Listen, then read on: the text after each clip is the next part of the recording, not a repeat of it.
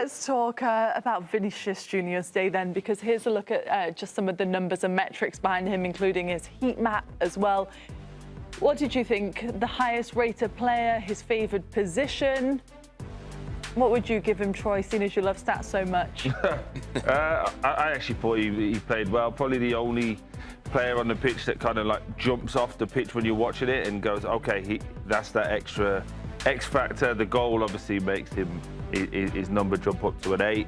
Thought defensively he was a lot better as well, but something's not right with this Brazil team, because if they're going to play like that moving forward, the further on in the competition they get, people will just double up on Vinicius Jr. The better teams will just stick to there and kind of tactically shape it up so you have to go down the opposite side of the pitch. So again, when you're setting your press, you're going to say, okay, let the right back have it, keep him that way and just take him out of the game. So I'm a little bit concerned for that bigger picture stuff, but his goal was the quality that we know he has, and the frustration, like we spoke about at half-time, he doesn't do it enough moving forward. And again, if he's going to be not just a commercial superstar, but a footballing superstar that we talk about for the next 10, 15 years, he needs to put in performances like that more consistently.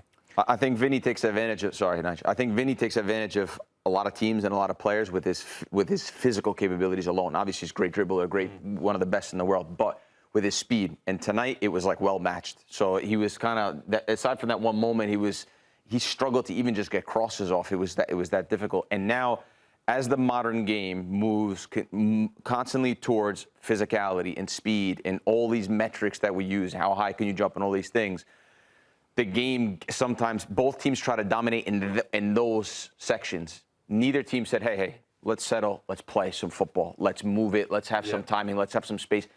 Lucas just said, let's have some control in the midfield, let's create, let's apply a sustained pressure on top of them, let's control the moments, let's play some football. There was no clarity in the game. It was like, we're going to run faster than you, we're going to press you, we're going to jump higher than you, we're going to whip balls across your body. It was played in with physicality, which I'm surprised. Morocco, not so much, right? But with Brazil, you think they normally have the physicality and a little bit of football, and that's why they have 5 World Cups. But they were very naive today. Like, under pressure, just turned it over so much. But just on that point, though, if they had a bit more control, it actually would open up Vinicius, because if they're playing balls in midfield, Morocco try and jump, and as they try and jump, now you split the lines, now he's getting the ball, he's 1v1, and maybe you're forcing Hakimi to not go forward. You're actually saying, right, you're going to have to stay and hold. So, yeah, that's why I'm saying it's a little bit, for me, from a coaching point of view, you look at it and say, well, okay, what are they trying to do here? Is it just going to be give our best player the ball? That's stuff that you see at Sunday League. Well, I was just going to say, by the way. Yeah, it's like give the best player the ball. Felt like that a little bit. Yeah, at the average positions, Nige, sorry. We just want to show this as you make your point.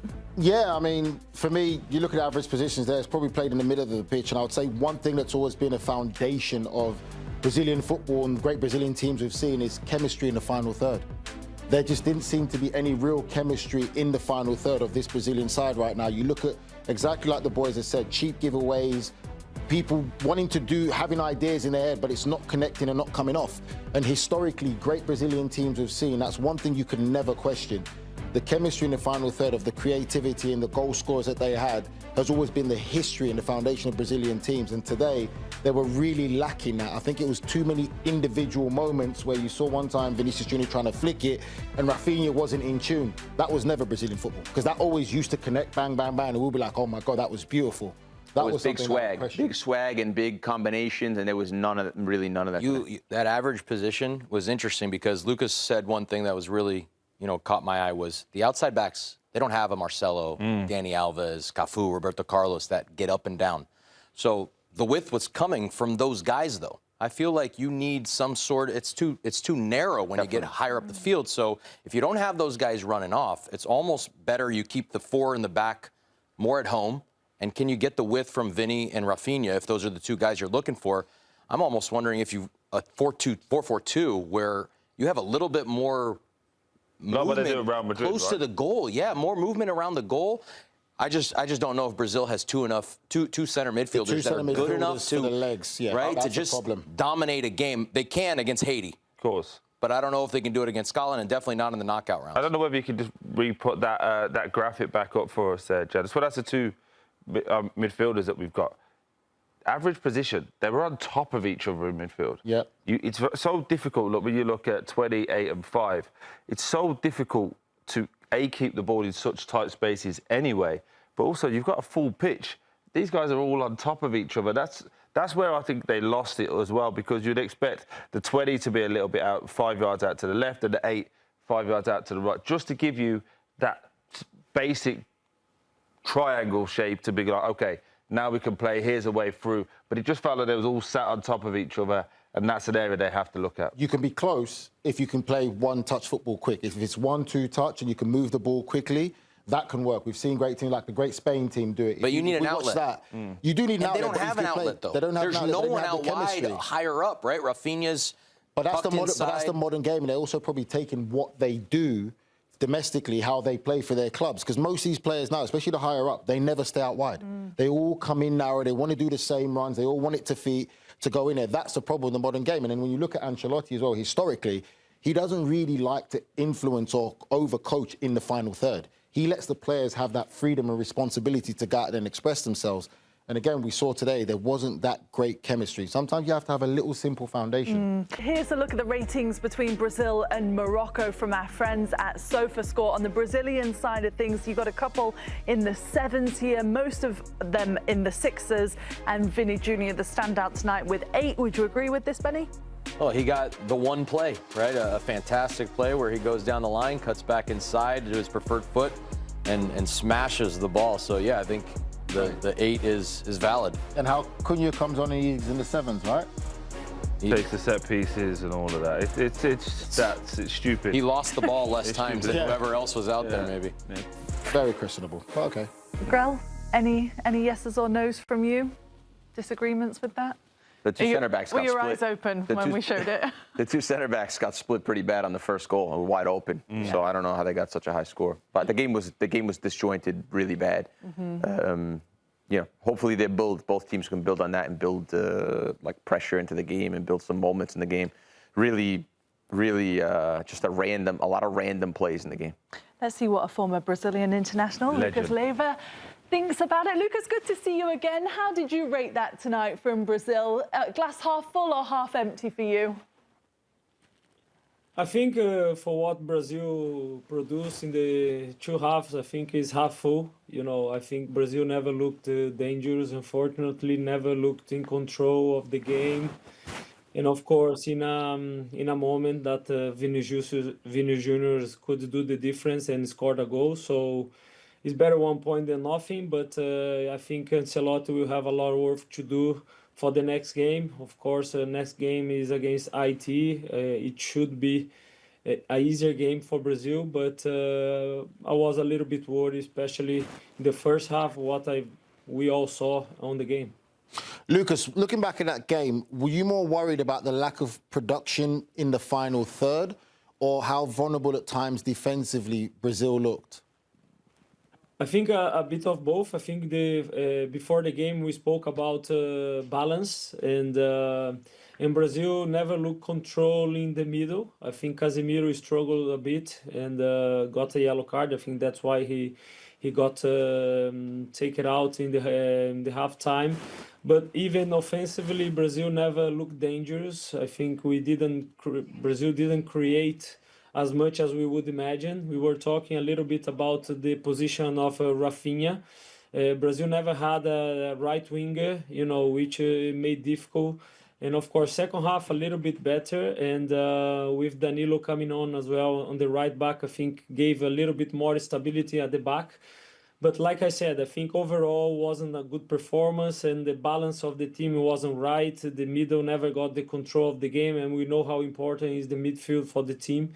So, like I said, maybe the first game, a bit nervous and a lot of pressure. We just hope that the second game we could see more offensive play, but also with more balance at the back. Yeah, Lucas, you just took my question away there, so I'll expand on it a little bit. I spoke at halftime about having a lack of control in midfield.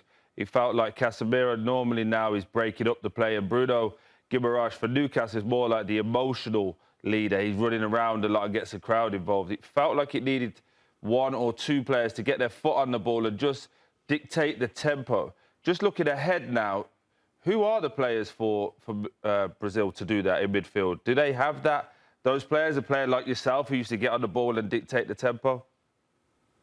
I think Casemiro is the player, but I think today he looked always late. You know, in the challenge, he never looked controlled.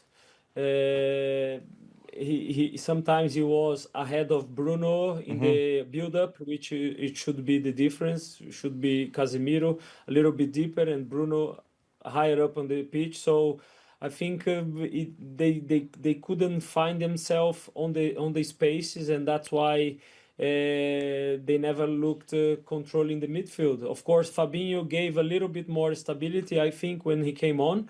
But overall, the team didn't play well, and the midfield especially didn't control, which I think it's the key for the team. And Lucas, I know, it might be a little bit tough to talk about how Rafinha fits into the attacking pieces because he's such an integral part, right? We have Vini on the left side, which is playing in his favorite position. Rafinha, not necessarily. How do we get him involved more in the game, even though the midfield was lacking a little bit? Is it on the right side? Does he find a role as a central player?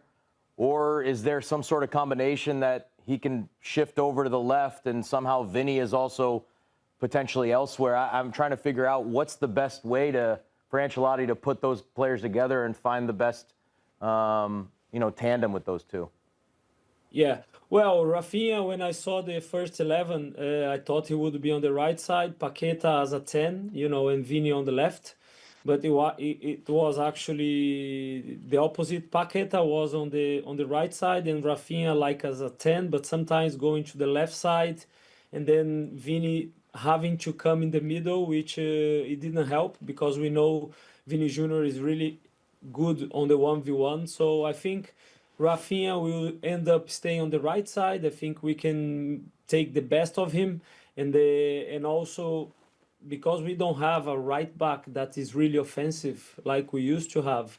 So I think it will be the best position for Rafinha, and of course Ancelotti will have to find a second striker or a number 10, which we don't really have apart from Neymar when he's fit to play behind the strikers. So Rafinha, I see him more as a right winger because then it gives him the chance to go inside, to shoot, to make combinations, and then it doesn't use as well the space of Vinicius Jr that it happened, especially in the first half.